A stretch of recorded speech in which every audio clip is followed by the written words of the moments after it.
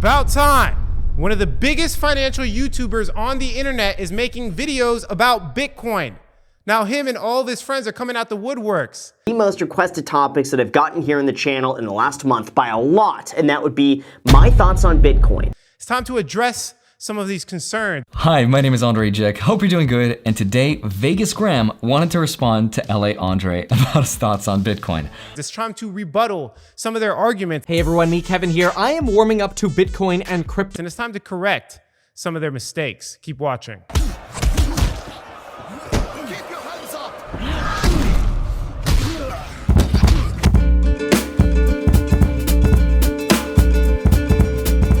What's going on, everybody? Alex back with another cryptocurrency video, and this is gonna be a juicy one. Bop, bada bop, boom, pow. Okay, we're putting the whole reputation on the line right now, okay, guys? Graham Stephan and his friends are coming out the woodworks talking about cryptocurrency, blockchain technology, and specifically Bitcoin.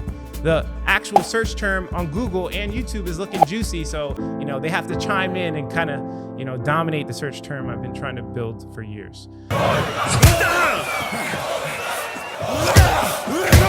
But it's okay because we're gonna be fixing some of his mistakes, okay? As a Bitcoin and cryptocurrency expert, I've helped thousands of people get into this market and make money, okay? Cryptocurrency has been the best producing asset in the past decade and the past year. I have personally bought Ethereum myself at $3 to $7, currently sitting at around $1,100 to $1,200, depending on when you're watching this video. And I bought the majority of my Bitcoin sub $5,000. It's currently $32,000 per Bitcoin. I know what I'm talking about. So let's dive into the video itself and I'll respond to exactly what he's saying. Let me watch this video really quickly.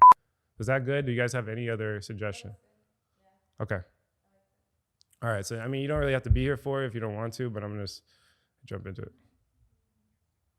Be talking about one of the most requested topics that I've gotten here in the channel in the last month by a lot, and that would be my thoughts on Bitcoin. After all, in the last year, it's rallied from $7,300 to over $34,000. It's officially become the best performing asset of 2020, and it's also by far the most controversial asset of 2020. See, initially I was not planning to make this video because of how touchy of a topic it tends to be. No joke, it seems as though talking about cryptocurrency is almost the same as talking about politics or religion. You either have people who believe that cryptocurrency is a complete sham, it's worth $0, and nothing you say will ever change their mind. Or you have people who wholeheartedly believe that cryptocurrency is the future and that it eventually will trade at $1 million.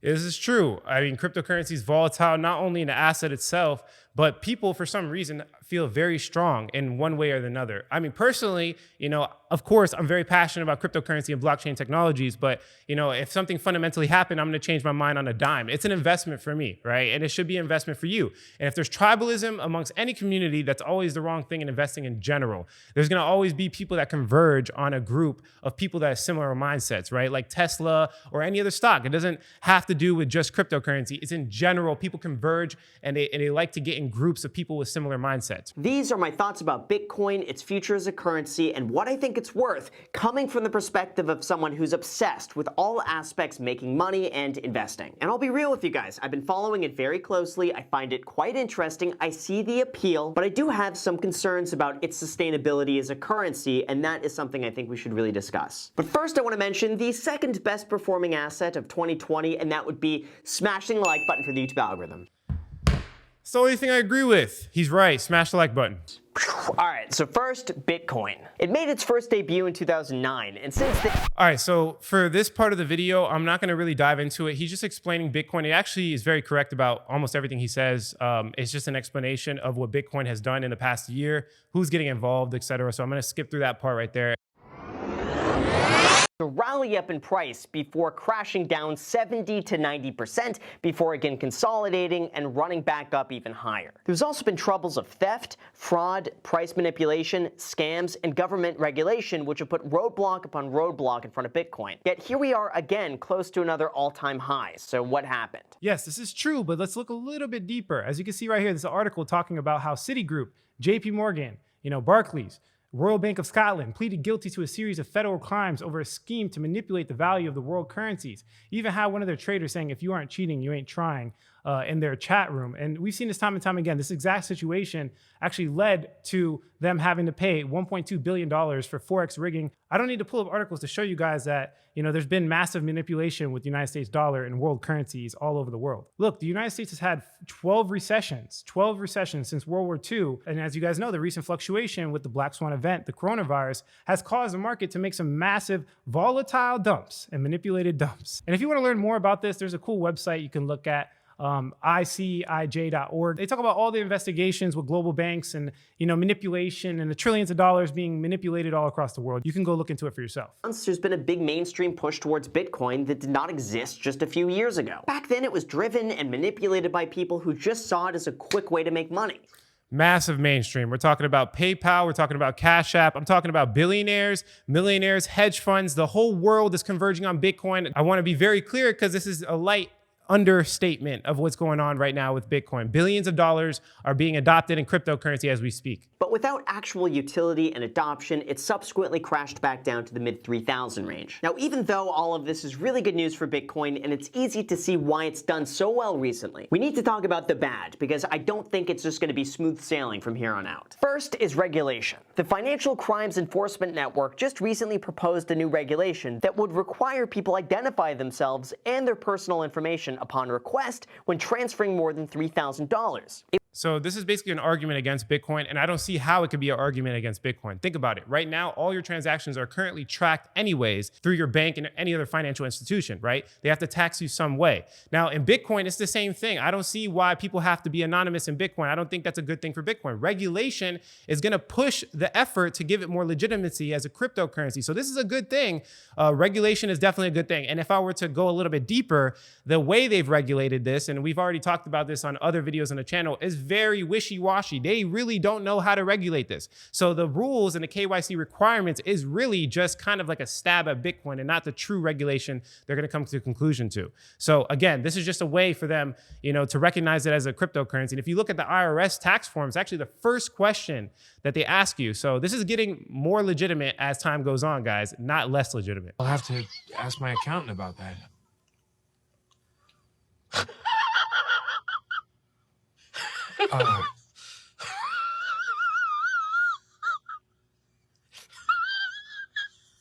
The second is the alleged price manipulation. Now, it was suggested that the meteoric rise of Bitcoin in 2017 was largely driven by coordinated price manipulation using the stablecoin Tether. Now, for those not aware, Tether is a cryptocurrency that's meant to mirror the US dollar, and they claim that they hold $1 US and or its equivalent for every one Tether in existence. So it's really no different than you giving them $1 US and them giving you back one Tether with that exact same face value. But the problem is there any actual proof that Tether is indeed backed by the US dollar? And who's to say they're not just taking your money and then just creating as much Tether as they want to, buying Bitcoin with it, and then driving up the price? Now, as of now, they have refused a true third-party audit on their financials. Last year, they also had to change their website to say that Tether is now backed by other assets and receivables from loans made by Tether to third parties, which may include affiliated entities. In the last few months, the market cap of Tether has also skyrocketed, leading people to wonder how much of that is actually backed by US currency and how much of that is driving up the price of Bitcoin. Could they just create Tether out of thin air and then buy Bitcoin with it? And that has yet to be confirmed or denied. Okay.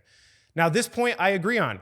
Tether is pretty much a scam. A lot of people involved are getting locked up as we speak. But what I will say is I don't really believe the fact that, Tether was the only thing that pumped the price of Bitcoin in 2017. The only thing I believe in what he's saying is the fact that they are pretty much a scam. And it is a top cryptocurrency. Now, this is where research comes into play, so you can weed out the bad projects versus the good projects. Now, I don't believe the whole cryptocurrency market is tied to Tether, though. If Tether fell down and the SEC found out some type of illegal activity, I don't believe it's going to take the price of Bitcoin down. If you look at the institutional adoption right now, most people are converging on Bitcoin. Tether, it's relevant, but how do I say this? It's irrelevant at the same time. Now, third, we got to talk about price volatility. It's no surprise Bitcoin can go down just as fast as it could go up. In the last few days alone, it went from $28,000 to $34,000, then back to $28,000, then back to $31,000 within a few hours. Large sell orders can easily cause the entire market to drop 5 to 10% in a matter of minutes. And one big purchase could easily cause the entire market to skyrocket 5% instantaneously. And if we look back beyond just a few-day window, note, there's consistently been a major collapse every few years that wipes out the majority of its value. In 2011, it saw a 93% drop. 2012 saw a 56% drop. 2013 saw a 73% drop. 2015 saw an 85% drop. 2017 saw an 81% drop. But time after that, it's continually hit new all-time highs. So the question of volatility. Now, there's an easy way to answer this. It's a very new cryptocurrency. It's less than 15 years old. And if you look into the law of diminishing returns, it basically explains that as more money gets adopted in cryptocurrency, the less volatile it gets. If you look at what's happening now, the pullbacks in this bull run are getting far less than what they were back in the day. So that proves that volatility will lessen over time. What you have to understand is that Bitcoin is not controlled by anybody. So you will have manipulation from other entities across the world. But when it comes to like something like a fiat currency like United States dollar, guys, they have full control over it, which they can avoid big drops. And they've done this before with stimulus checks. They've done it with, inflation. They've done it with quantitative easing, corporate buybacks. They can manipulate the price so that it makes it comfy and warm and fuzzy for you guys. But I would argue to say that real life mimics volatility. Look at your life, right? There's times where things are great and there's times that things are bad. It's never just always great, right? So I would even go as far as to say that the artificial inflation in the United States government with the United States backed dollar is the wrong route to go. And eventually there will be a big crash. There will be something massive like the Great Depression or the Great Recession because of all of this artificial propping up, right? At least with Bitcoin, you know what you're getting yourself into. Would you rather be punched by a guy that you don't know, or would you rather get punched by a guy that's telling you he's punching you in the face, right? That's essentially the same thing with cryptocurrency, in my opinion. So despite all of that, here's what you came for. Here are my honest thoughts about Bitcoin and whether or not I see this as a viable investment. For a lot of people, I think they feel safe holding their money in a currency that's completely detached from government, and I certainly get the appeal. People see Bitcoin as a hedge against a weakening currency, and when the US dollar drops, Bitcoin tends to go up. Now, I totally get the argument that people say The US dollar is more manipulated than Bitcoin. The government can just keep printing more money, but they can't make any more than 21 million Bitcoins. and that is true to a certain degree. Just hold on one second. There we go, just made money appear out of thin air. Bitcoin holds value because we give it value, much like the US dollar. So the first thing I want to address is that he's saying we give it value when it comes to the United States dollar. We didn't give it value. The government gave it value, right? People didn't converge on the United States dollar. People converged on gold for years, for hundreds of years, through the Roman Empire, through ancient civilizations. People have been converging on gold. The United States dollar was given to us and forced us to converge on it. There's a complete difference. He tried to make it the same, and they're not the same at all. You have to know the difference. One, government gave it to us. Two, people converged on it naturally, and Bitcoin is the second option. People are converging on it naturally. It's very important. Which is not backed by anything other than the guarantee that it's legal tender and that you could redeem a $100 bill for $100 worth of goods. Now, that is an understanding that can completely change at any time. If there's credibility lost from the United States government or any other country, that can completely change. Like, for example, would you guys want Venezuelan pesos? Probably not. Why? Because it's hyperinflated. Right now, people are making hats and bags out of their US currency because it's not worth any money. The same thing can happen with a US government-backed currency, but the same thing can't happen to a world currency. Does that make sense, guys? The only difference is that the US dollar is backed by the US government, an income-producing nation, and the understanding that everyone universally around the world is going to accept this at face value for what it's worth. The literal definition of a fiat currency is a currency that's not backed by commodity like gold or have real intrinsic value. Essentially, what a fiat currency is the government kind of pushes it on you, right? So he's basically claiming that it's backed from the income-producing United States government and the credibility of the government.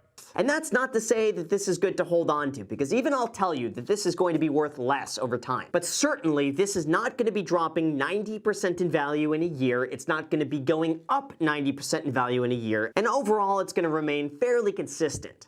Look, it won't drop 90% value in a year, but back to the same situation. Would you rather be punched by somebody that's telling you they're punching you, or would you rather be punched by somebody that just came out of nowhere and sideswiped you, right? As we look at the purchasing power of the dollar, yes, the dollar stays one, but the value of goods in proportion to the dollar decreases over time. Look at this right here. Since for the past 50 to 60 years or so, the amount of items you could have purchased with $100 decreased by more than 90%. It won't happen in a year, but it will happen over time without you even knowing what's going on. Well, that's fantastic. A really smart decision, young man. We can put that check in a money market mutual fund. Then we'll reinvest the earnings into foreign currency accounts with compounding interest, and it's gone.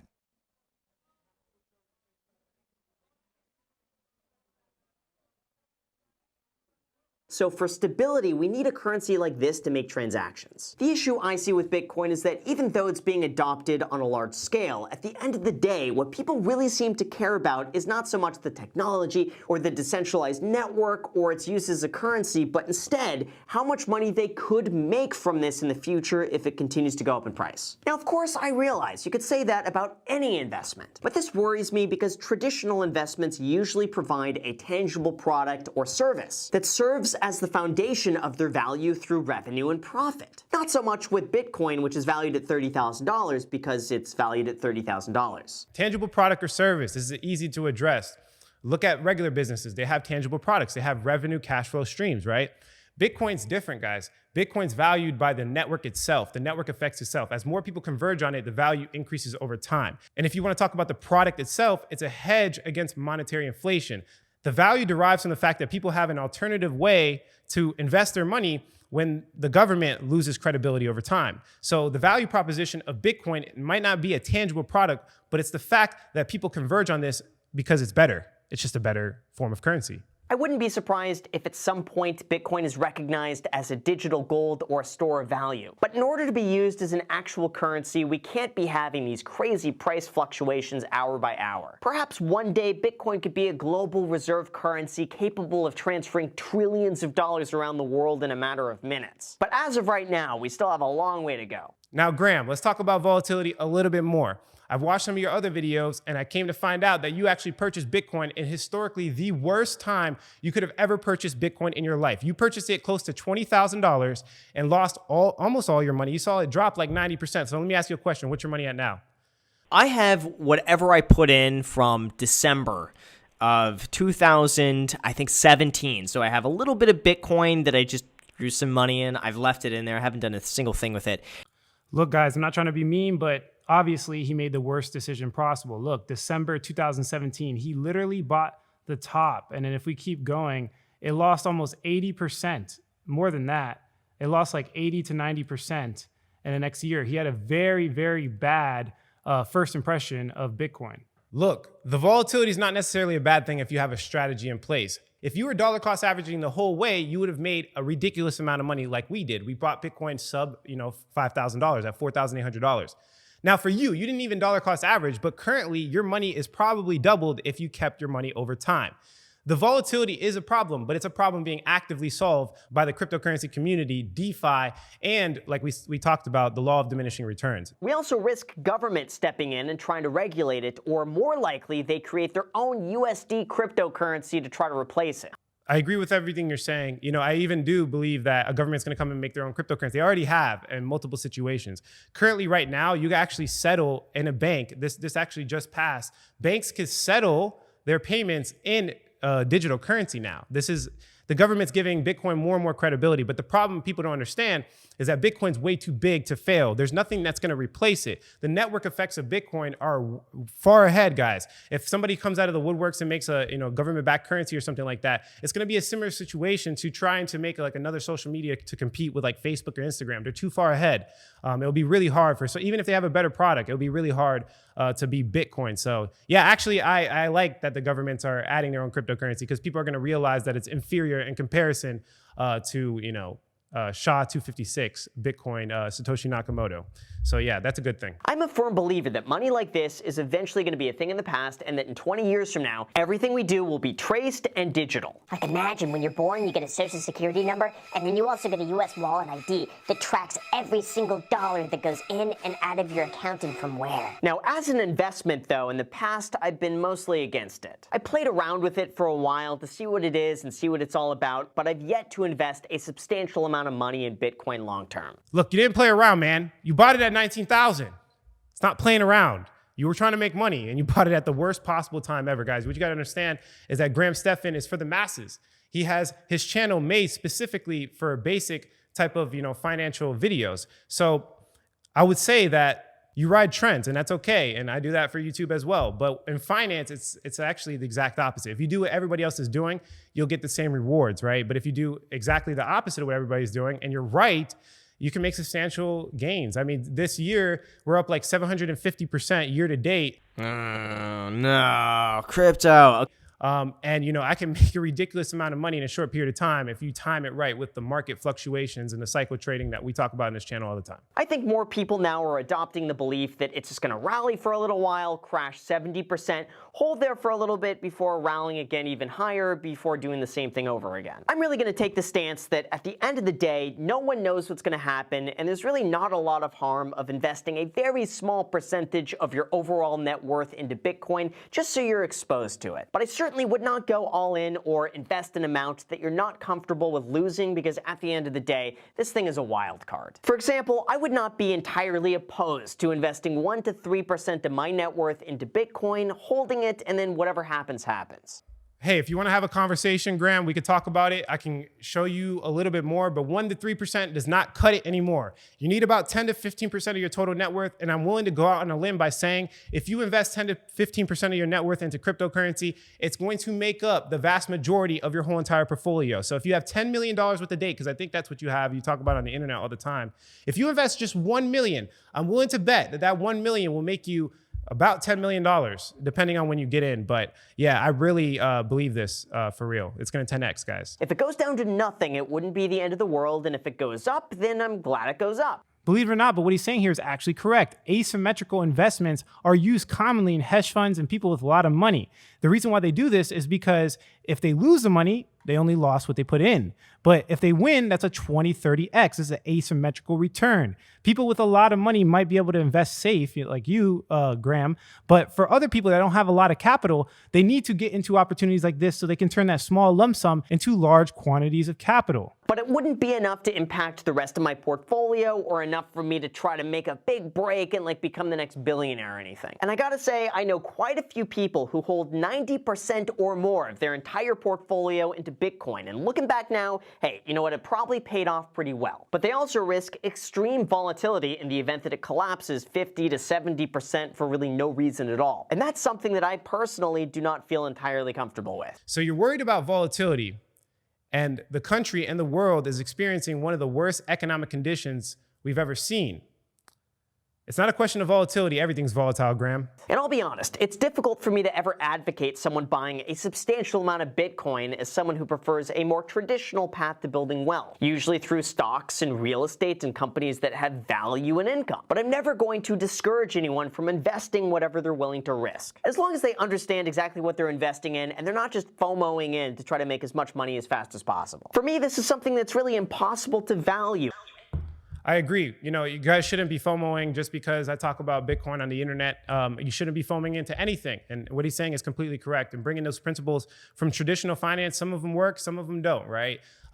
You know, you do have to unlearn some things in traditional finance. And this is why Graham probably had the bad experience of buying, you know, Bitcoin at 19K, not realizing, you know, the fluctuation and where we are at in the current condition of the market. And even though some people might argue it's worth $50,000 by the end of the year, or maybe even one day $500,000, no one knows, and every guess really is just a guess in the dark. It's not a guess in the dark if people have been historically right consistently over time. Guys, the value from Bitcoin, I know people can't value it, but it derives from the network effects. It derives from people using it over and over again.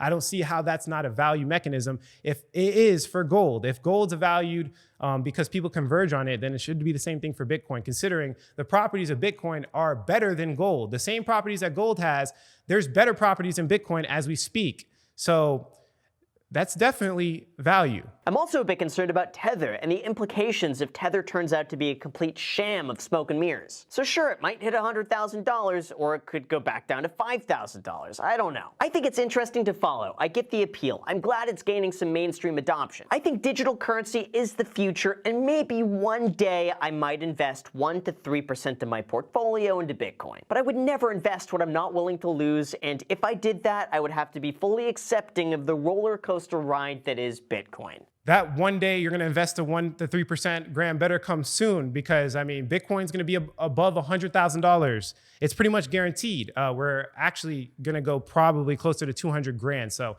I know you're obsessed with making money, and so am I. If you need me to talk to you a little bit more, explain a little bit detailed about macroeconomics and what could potentially happen in cryptocurrency, feel free to reach out and contact me. This was not supposed to be a negative video. Essentially, I am a Bitcoin expert. I'm just trying to show you the other side of the story, because the other side of the story is pretty lucrative. I will say that. But that's it for this video, guys. If you like the quality of this content, hit like. If you don't, leave some constructive criticism. Subscribe for more video updates. And like I always say, if you don't get with this technology, Graham, you will get left behind. Thanks for watching this video, guys. Catch you in the next one.